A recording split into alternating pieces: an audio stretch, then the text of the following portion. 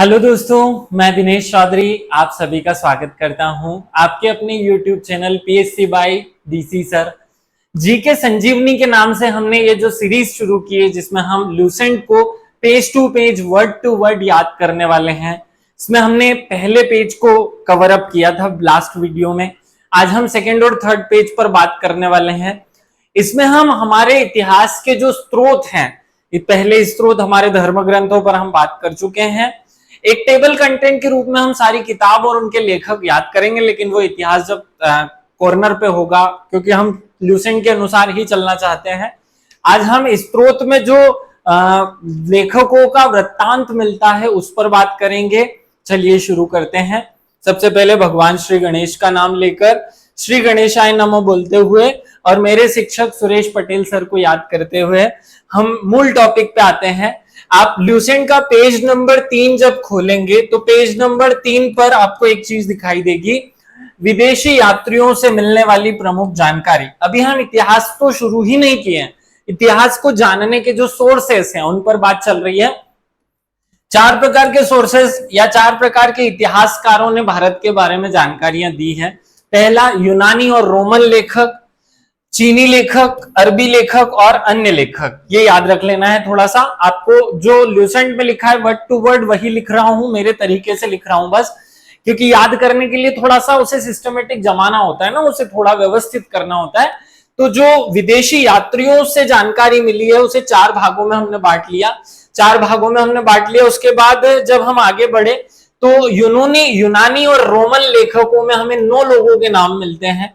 चीनी लेखकों में 4 लोगों के, अरबी लेखकों में 2 लोगों के और अन्य लेखकों में 2 लोगों के।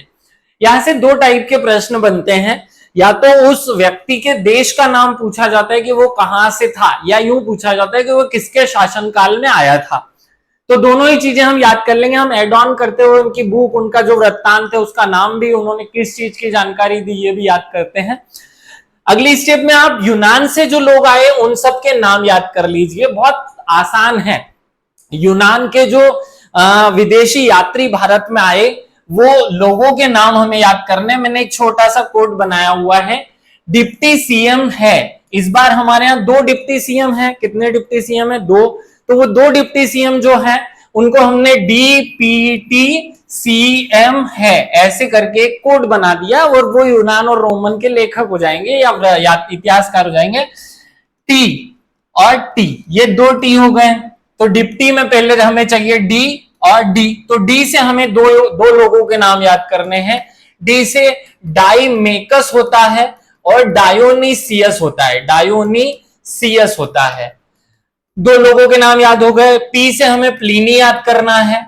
टी से हमें 2 लोगों के नाम याद करने, एक टेसियस है और दूसरा है टॉलमी। ये 5 नाम आपको बहुत आसानी से याद हो गए होंगे। D P T. अब सी से आते हैं। सी से हमें एक नाम याद करना है, सिकंदर। एम से हमें एक नाम याद करना है, मेगस्थनीज।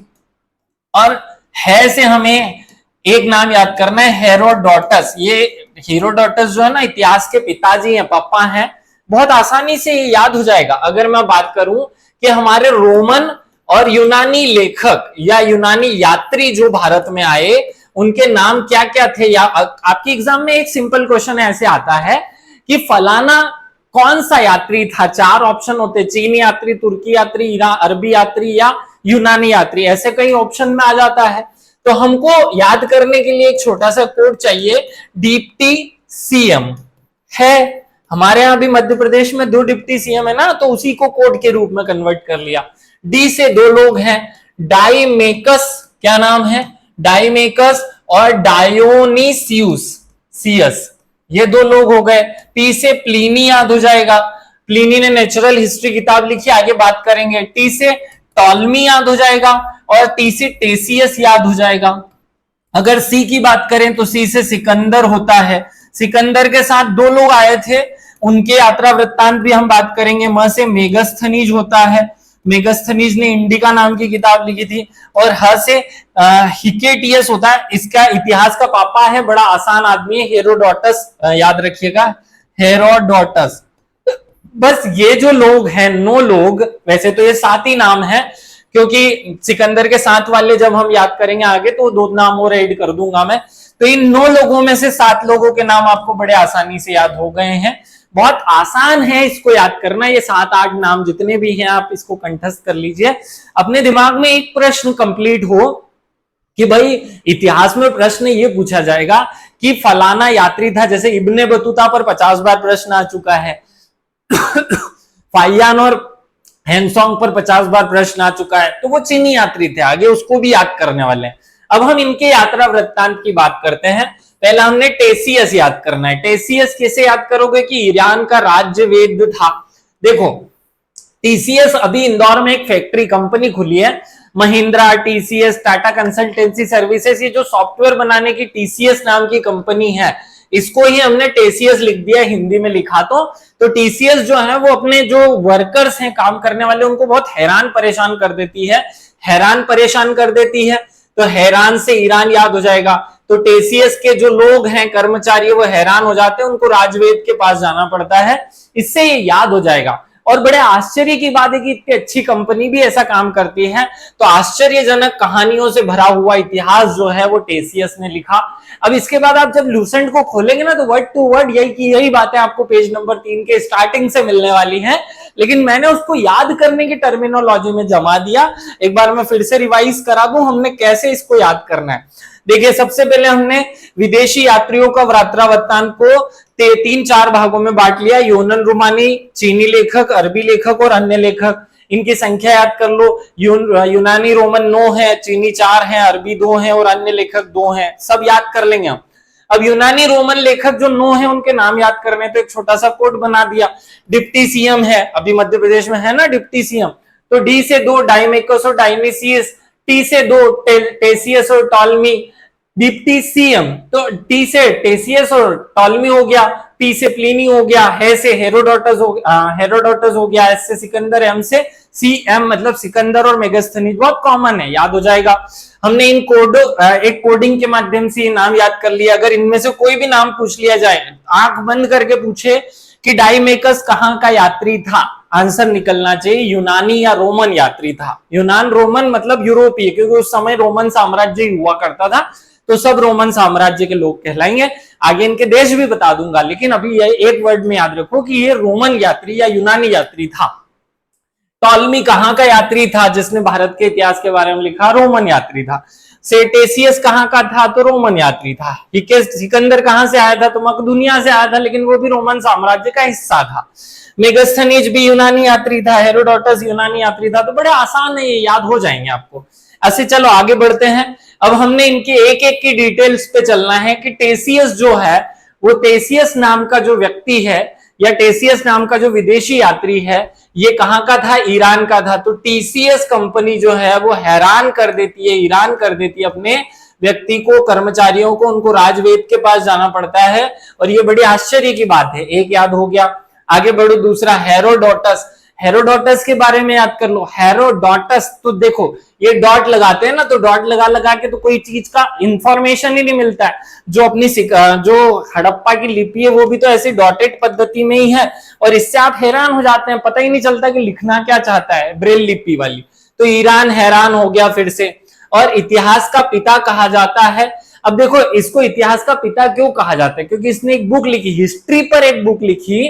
क्या नाम है, हिस्ट्री पर एक बुक लिखी है जिसका नाम है, हिस्ट्री पर लिखी तो हिस्टोरिका हो गई। क्या नाम हो गई, हिस्टोरिका। कितनी सरल बुक है। हिस्टोरिका किसकी किताब है, हिस्ट्री के पिता की। और हिस्ट्री का पिता कौन है, हेरोडोटस है। तो याद हो जाएगा हेरोडोटस।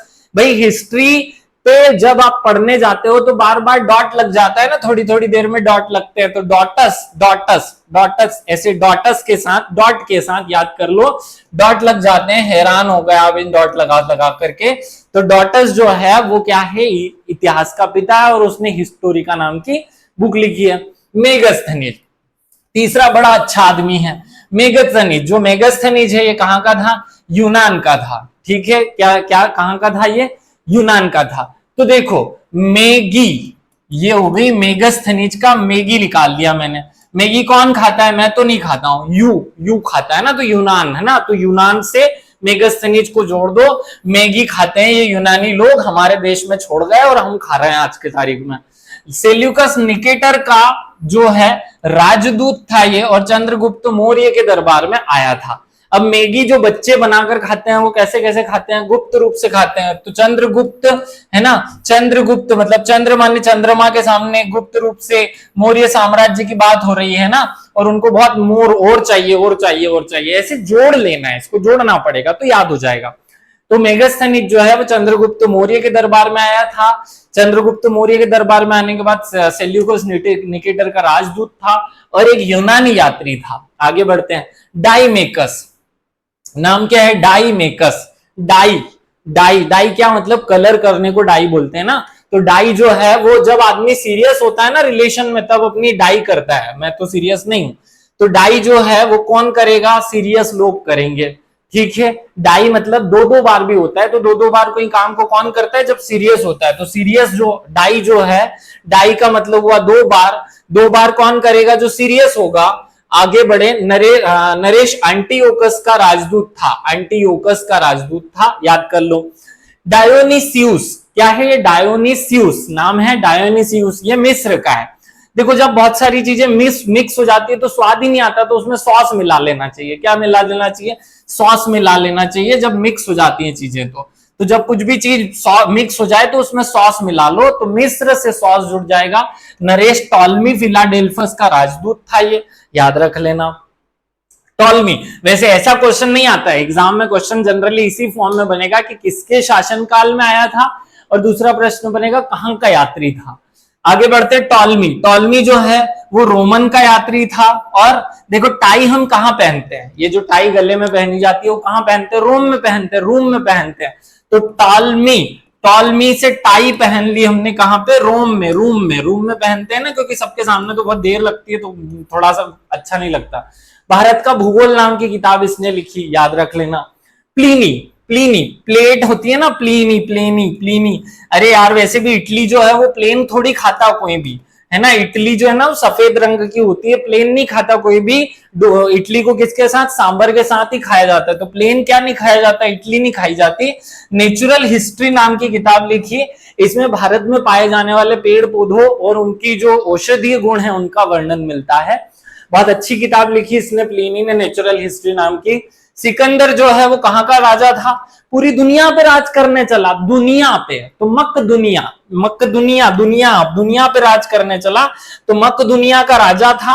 फिर बाद में ग्रीक साम्राज्य का राजा बना, और इसके साथ भारत 3 लोग आए थे। कौन, निरियाकस, अनेसिक्रेटस और ऑस्टिबुलेटस। अभी एग्जाम में कभी एक प्रश्न आ जाए ना, ऑस्टिबुलेटस कहां का यात्री था जिसने भारत के बारे में वृत्तांत लिखा, नहीं आएगा ये बच्चों को, क्योंकि हम इतना सीरियस होके पढ़े ही नहीं ना, तो इसे भारत में आने ही नहीं दिया हमने ना।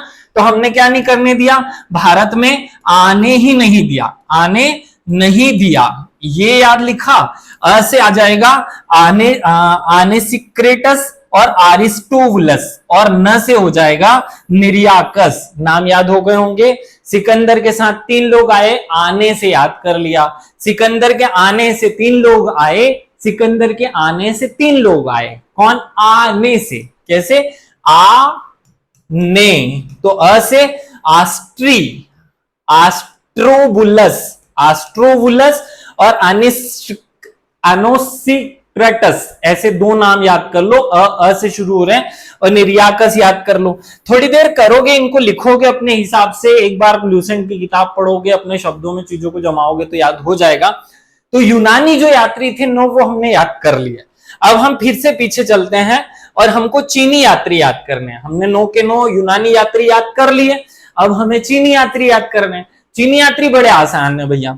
चीन से 4 यात्री आए, कौन कौन थे, तो चीन से जो यात्री आए ना, देखो चीन का पहली बार सामना अब मोदी जी से हुआ है, मतलब मोदी जी जैसे खतरनाक वाले लीडर आए, तो 4 लोग आए थे वहां से, उनको हमने कोड बनाकर याद कर लेना है।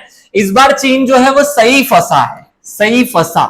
क्या लिखा हमने, चीन मोदी जी के सामने सही फंसा है इस बार, तो सही फंसा ऐसे याद कर लो। स से संयुगन, स ई फ सा, 4 याद कर लो। स से संयुगन, ई से इत्सिंग, फ से फाइयान और अ से हैंसांग। अब जिनको मन से याद है वो याद मत करना, ये कोडिंग उनके लिए है जिनको याद नहीं होता है, जिनको याद नहीं रहता है। मैं फिर से बोल रहा हूं भाई, बहुत सारे ऐसे लोग होंगे जिनको पहले से याद होगा कि हैंसोंग फाइयान जो है वो कहां से आए थे, लेकिन अगर याद है तो मत याद करो, केवल रीड कर लो, सुन लो, देख लो, नहीं भी है तो ल्यूसेंट की किताब को रीड भर कर लो। अब 4 लोग जो हमारे चीन से आए थे वो क्या है, सही फंसे हैं इस बार। तो स ई फ से, वैसे भी चीनी खाओगे ना, चीनी जो सामान यूज करोगे ना, चीनी माने शक्कर, शक्कर खाओगे तो फंस जाओगे, चीनी सामान यूज करोगे तो भी फंस जाओगे, क्योंकि भारत की सरकार ने बैंड लगा दिया ना इन पर। अब तो सही फंसे, तो सही फंसा कैसे याद करें, संयुगन, इत्सिंग, फाइयान और हैंसोंग, 4 याद हो जाएंगे, बड़े आसान है। चलो इनकी डिटेल देख लेते हैं, इनकी डिटेल पे आ जाओ भैया। पहला है स ई फ से, संयुगन स ई फ से, लेकिन मैं इनको क्रम से ही रखूंगा क्योंकि याद करने के लिए क्रम चाहिए। जो फाइयान है वो गुप्त साम्राज्य के गुप्त नरेश चंद्र गुप्त द्वितीय के समय आया था। कब आया था? फाइयान जो है वो चंद्रगुप्त द्वितीय के समय आया था, चंद्रगुप्त द्वितीय। अब याद कैसे रखेंगे, तो आपको याद रखना है गुप्त साम्राज्य। कैसे याद रखना है, तो फाहियान, फाहियान कब आया? गुप्त साम्राज्य के समय। देखो ये यान जो है ना, हवा में यान उड़ते हैं ना, तो समझ में थोड़ी आता है कि वो कहां उड़ रहे हैं, कब उड़ रहे हैं, गुप्त रूप से उड़ते हैं। कहां से उड़ते हैं? गुप्त। तो यान जो है, देखो कंफ्यूजन कहां होता है, मैं सीधे बता दूं, हैंसोंग और फाइयान दोनों आपस में मिक्स हो जाते हैं। तो मैं हैंसोंग को अलग जोड़ दूं और फाइयान को अलग जोड़ दूं, तो फाहियान जो है, फाहियान, फाइयान में यान लगा हुआ है, ये गुप्त रूप से उड़ता है। और हैंसोंग में ये सॉन्ग लगा हुआ है, क्या पीछे लगा है? सॉन्ग। तो जब भी कोई सॉन्ग बजता है, गाना बजता है, तो हम खुशी से नाचने लगते हैं ना, वो खुशी को इंग्लिश में कहते हैं हर्ष, सॉरी हिंदी में कहते हैं हर्ष।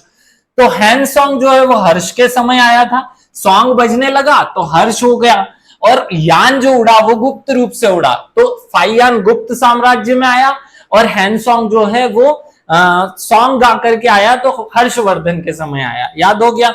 संयुगन और इत्सिंग ये दोनों भी चीनी यात्री थे भाई, चारों चीनी यात्री को हमने कोड बनाकर याद कर लिया। क्या कोड है? स ई फसा, सई फसा, स से संयुगन, इत्सिंग, फाइयान और हैंसोंग, ऐसे 4 लोग याद हो गए आपको भैया। गुप्त नरेश चंद्रगुप्त द्वितीय के टाइम पे कौन आया? फाइयान आया। संयुगन नाम का व्यक्ति जो 518 में आया। देखो संयुगन, संयोग जो है ना वो कब मिलता है? जब बच्चे 18 साल के हो जाते हैं ना, तो उनकी शादी होती है, तो संयोग से मिलते हैं ना एक दूसरे को, तो 18 याद कर लो। 518 में भारत में आया, और बौद्ध धर्म की प्राप्तियां या बौद्ध धर्म के जो साक्ष्य हैं वो इन्होंने इकट्ठे करके अपने देश लेकर गए। फिर इसने ये भी लिखा है भैया कि मैंने बौद्ध के साथ साथ शंकर भगवान की पूजा भी करते देखा लोगों को, मतलब एक ही व्यक्ति बौद्ध धर्म का ही शंकर की भी पूजा करता है।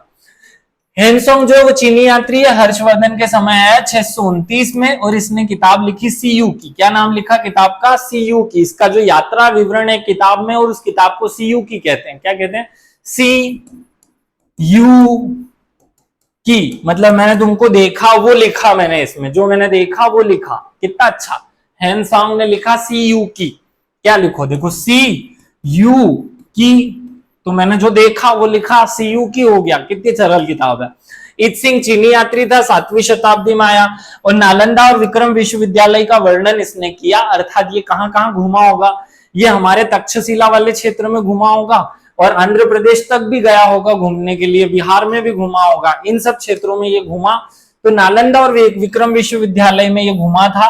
याद रख लेना इत्सिंग। 4 लोग चीनी यात्री याद करने थे, बड़े आसानी से याद हो जाएंगे। चलो आगे बढ़ते हैं, फिर से हम एक बार रिवर्स चलो, रिवर्स चलो। तो पहले हमने यूनानी यात्री याद कर लिया, फिर चीनी यात्री याद कर लिया, अब अरबी यात्रियों पर आते हैं। अरबी यात्री केवल 2 है।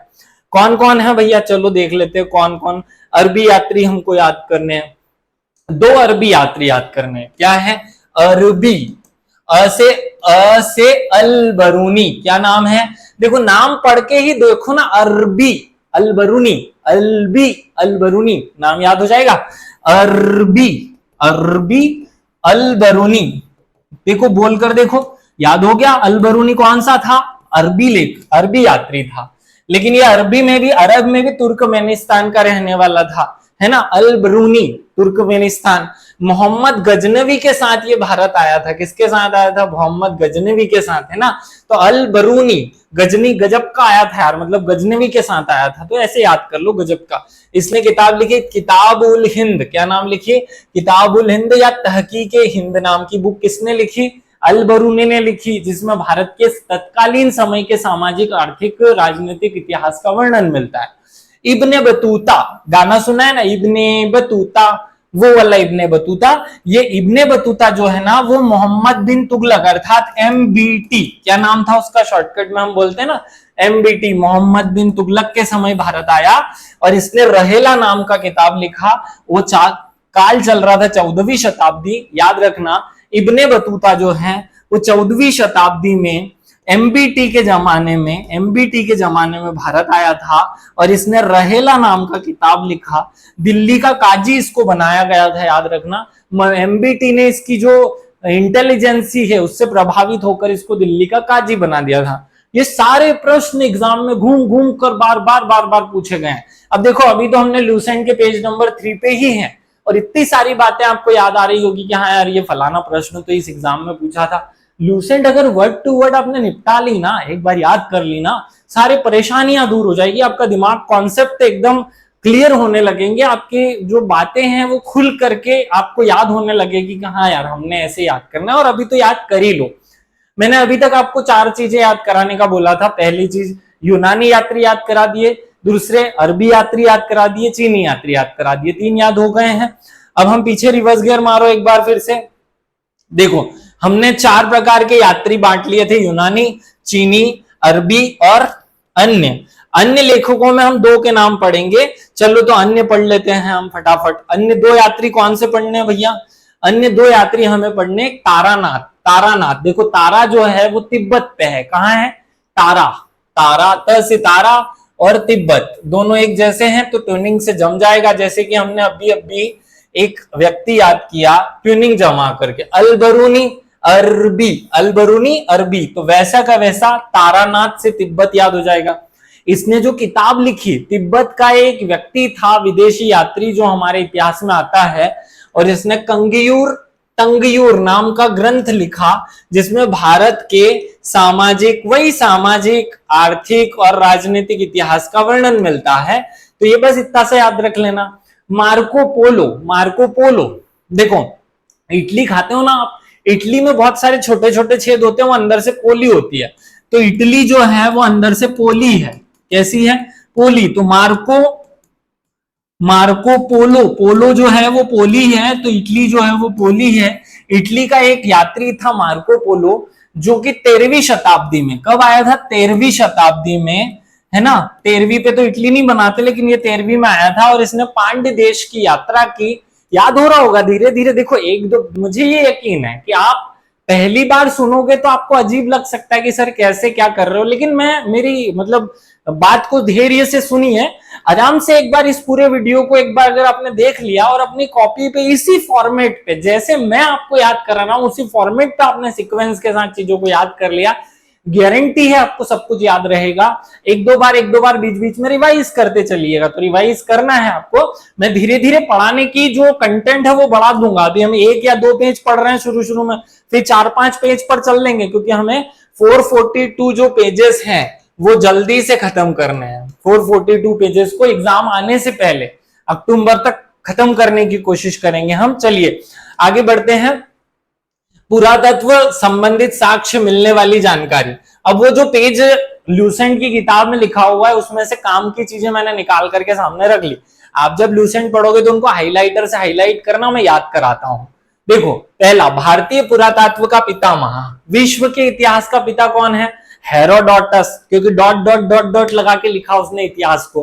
तो हेरोडोटस की किताब का नाम क्या है? हिस्टोरिका। क्या नाम है? हिस्टोरिका। भारतीय पुरातत्वविद का पिता कौन है? पितामह जो है इंडियन आर्कियोलॉजी का पिता अलेक्जेंडर कर्निघम कहा जाता है। किसको कहा जाता है? अलेक्जेंडर कर्निघम को, क्योंकि असली में 1818 में अलेक्जेंडर कर्निघम ने ही तो भारतीय पुरातत्व विभाग की स्थापना की थी। कब की थी? 1818 में भारतीय पुरातत्व भारतीय पुरातत्व विभाग की स्थापना जो है वो कर्निघन ने की थी, इसीलिए इसको पापा कह दिया। भाई जो व्यक्ति जिस चीज की स्थापना करेगा उसी को तो उसका पापा कहेंगे, तो इसका पापा कौन हो गया? भारतीय पुरातत्व विभाग का पिता कौन हो गया है? कर्निघन हो गया। कैसे याद करा? Alexander Kernighan. तो बड़ा टफ नाम नहीं है, ए करके उसने ये भी जोड़ लो वो भी जोड़ लो, ए करके उसने सबका पिता बन गया वो। आगे 4-5 जो है अभिलेखों के नाम याद करने हैं। कौन कौन से अभिलेख हैं? पहला है बोगज कोई या योगज कोई। बोगज कोई भी मिलता है, योगज कोई भी मिलता है, चलेगा, इसमें मत पढ़ो। इसे एशियाई माइनर कहा जाता है। क्या कहा जाता है? एशियाई माइनर। और यहां से जो वैदिक देवता थे, मित्र, इंद्र, वरुण, अश्विनी कुमार, इनका वर्णन मिलता है। तो क्वेश्चन ऐसे पूछा जाता है कि वैदिक देवताओं का वर्णन किस अभिलेख में मिलता है? वैदिक देवता। क्या पूछ रहा है? वैदिक देवता। देखो देवता जो हैं वो अपने आत्मा को भगवान से जोड़ने पर मिलते हैं। इंसान को देखो इंसान क्या है? आत्मा है। इंसान क्या है? आत्मा। और उसे क्या कहते हैं हम? परमात्मा। तो योग के माध्यम से जब हम इसे जोड़ देते हैं, किससे जोड़ देते हैं? योग के माध्यम से हम दोनों को जोड़ देते हैं, तब हमें परमात्मा का दर्शन होता है, आत्मा को परमात्मा मिलता है। तो आत्मा को परमात्मा कब मिलेगा? आत्मा को परमात्मा योग से मिलेगा। तो योगज कोई, क्या नाम है? योगज कोई। जब योग कोई करे तो उसे मिले वैदिक देवता। कौन मिले? वैदिक देवता। तो पहला पॉइंट क्लियर है। वैदिक देवताओं का वर्णन, वैदिक देवता का वर्णन कहां मिला? योगज कोई अभिलेख में। कहां मिला? योगज कोई अभिलेख में हमें क्या मिला? योगज कोई अभिलेख में हमें वैदिक देवताओं का वर्णन मिला। ये पॉइंट साफ साफ लूसेंट में वर्ड टू वर्ड ऐसा लिखा है, मैंने वर्ड टू वर्ड लूसेंट से कॉपी कर रखा है। आगे बढ़ते हैं। सर्वप्रथम भारतवर्ष का अभिलेख कहां मिला? हाथी गुम्फा अभिलेख में। तो भैया हाथी नाम की, हाथी की जो गुफा थी, किसकी? हाथी गुम्फा। हाथी गुम्फा अभिलेख जो था, हाथी गुम्फा अभिलेख में क्या लिखा हुआ था? भारतवर्ष। भारतवर्ष शब्द का उपयोग पहली बार कहां लिखा किया हुआ है? हाथी गुम्फा अभिलेख में। कैसे याद करोगे? देखो हाथी कहां पाए जाते हैं? भाई हाथी तो पाए ही भारत में जाते हैं ना। और भारत के लोग होते भी हाथी जैसे थे, खाते भी खूब सारा थे। उस जमाने में भी सबसे सर्वश्रेष्ठ लोग, सर्वज्ञानी लोग अगर कोई थे तो भारत के थे। तो भारत में ही पाए जाते हैं हाथी। तो हाथी गुम्फा अभिलेख में पहली बार भारतवर्ष शब्द का वर्णन मिला। खत्म कहानी। आगे बढ़ते हैं। तीसरा पॉइंट देखो। सर्वप्रथम दुर्भिक्ष। दुर्भिक्ष मतलब होता है अकाल। क्या दुर्भिक्ष का माने मतलब अकाल। ये सोहगोरा अभिलेख में। तो देखो जब भी कोई व्यक्ति अकाल का वर्णन या दुर्भिक्ष का वर्णन किस अभिलेख में मिलता है? तो दुर्भिक्ष या अकाल का वर्णन जो है वो सोहगोर अभिलेख में मिलता है। देखो कोई व्यक्ति सोता रहता है और घोरता रहता है तो वहां अकाल पड़ने लगता है, क्योंकि वहां देवता सोचते हैं कि इसको तो कुछ चीज की जरूरत ही नहीं है। तो दुर्भिक्ष या अकाल या दुर्भिक्ष जो है वो कहां पे पहली बार वर्णित हुआ? किस अभिलेख में वर्णित हुआ? तो सोहगोर। तो सो से सोता रहे और घोरता रहे। तो सोहगोर अभिलेख में जो है, जो घोरता रहता है, घोरता है ना, खर्राटे मारने को मालवी में घोरना कहते हैं। तो सोहरे मतलब सोता रहे, सोता और घोरता रहता है। तो जो सोता रहता है और घोरता रहता है वहां पर अकाल पड़ते हैं। तो अकाल का वर्णन पहली बार सोहगोर अभिलेख में आपको मिला। और आगे बढ़ते हैं। आगे बढ़ोगे तो यहाँ पॉइंट आपको एक और मिलेगा। सर्वप्रथम जो है वो हुणों के आक्रमण की जानकारी भीतरी स्तंभ लेख से मिलती है। तो भैया हुणों ने आक्रमण किया है। किसने? हुणों ने आक्रमण कर दिया। इस बात की जानकारी हमें, हमारे आक्रमण करेंगे तो भीतर तक घुसेंगे ना, वो भीतर तक घुस जाएंगे, तो भीतरी अभिलेख से मिलती है। भीतरी अभिलेख से इस बात का वर्णन मिलता है। अब भीतरी अभिलेख कहाँ है, किसने बनाया? आगे एक टेबल और है उसमें देख रहे हैं। 4 पॉइंट याद हो गए। फिर यहां जाओ। सर्वप्रथम सती प्रथा का। तो सती प्रथा का वर्णन जो है वो सागर का जो एरण अभिलेख है। आपको सबको पता है कि मध्य प्रदेश के सागर में एरण नाम की जगह है और एरण में सागर जो है वहां से पहली बार सती प्रथा, तो सती जब होती है लड़की तो उसको सागर में बहा देते हैं ना, तो सागर में उसकी लाश को बहा दिया जाता है, या पहले तो जला दिया जाता है पति के साथ और फिर वो सागर में बहा दी जाती है, तो सागर से सती का वर्णन मिला। तो सती प्रथा का पहला वर्णन समुद्रगुप्त के समय का सागर में, सागर जिले के एरण अभिलेख से मिला है, बड़ा आसानी से याद हो जाएगा। और आगे बढ़ते हैं, रेशम बुनकरों का की श्रेणियों का, रेशम बुनकर श्रेणी माने उनके संघ, उनके समूह, तो उनके समूहों की जानकारी पहली बार मंदसौर अभिलेख से मिलती है। भाई रेशम, देखो इसको बोलकर देखो, रेशम, रेशम मंदसौर, म भी है, श भी है और र भी है, तो मंदसौर को उल्टा पढ़ा तो मंदसौर से रेशम बना, रेशम को उल्टा पढ़ लो। देखो मैं फिर से लिखकर बताता हूं, रेशम, अब पहले म लिख दो, स लिख दो और र लिख दो, ये म स और ये, तो बस यहाँ द ही तो लगाना है, मंदसौर, तो रेशम और मंदसौर दोनों आपस में वैसे ही जुड़ गए, तो रेशम बुनकरों की जानकारी कहां से मिलती है, रेशम बुनकरों के जो श्रेणियों का अभिलेख या वर्णन जो मिलता है वो हमें मंदसौर अभिलेख से मिलता है। प्राचीनतम सिक्के को आहत सिक्के कहा जाता था और इन्हें ही काशापर्ण भी कहा जाता था, एक सड़ी सी जानकारी याद रख लो। पुराने सिक्के आहत सिक्के हैं। भाई आहत क्यों हैं? क्योंकि पुराने सिक्के जो थे वो सोने चांदी के थे और उनको वजन दे देकर ऐसे ठोक ठोक करके किया जाता ना। अब किसी को आप ऐसे ठोके जा रहे हो तो आहत हो जाएगा ना आपसे, तो आहत हो जाते थे। तो आहत सिक्के जो हैं वो पुराने सिक्के को कहते हैं, याद रखना, पुराने सिक्के को आहत सिक्का कहा जाता है, जिन्हें काशापर्ण भी कहा जाता है। ये पॉइंट याद हो गया। अभी तक इस वीडियो में मैं दो चीजें पढ़ा चुका हूं। पेज नंबर 3 लूसेंट हम पढ़ रहे हैं, पेज नंबर 3 पर पहले विदेशी यात्रियों की बात की गई थी और फिर उसके बाद जो अभिलेख मिले हैं उनकी बात की गई थी, सब हमने याद कर लिया। से 2-3 बार बोलोगे तो याद हो जाएगा। और आगे बढ़ेंगे तो यहाँ महत्वपूर्ण अभिलेख जो है वो किसके समय के हैं, ये एक टेबल बना हुआ है। ये टेबल आपको हुबहू लूसेंट में मिलेगा। हाथी गुम्फा अभिलेख, ये कहाँ है? कलिंगराज खारवेल। देखो हाथी गुफा, हाथी की गुफा में बेल को बिठा दो। किसको बिठा दो? बेल को। खारबेल, नाम क्या है? खारबेल। देखो ये मत पढ़ो कलिंगराज, ये पढ़ो खारबेल। तो हाथी की गुफा में कौन बैठ गया? हाथी की गुफा में बेल मिल गया। हाथी की गुफा में कौन मिला? बेल। खारबेल, तो खा रहा था ना बेल, उसमें हाथी की गुफा में बैठकर खा रहा था बेल, तो याद रख लो खारबेल कहां, खारबेल क्या है?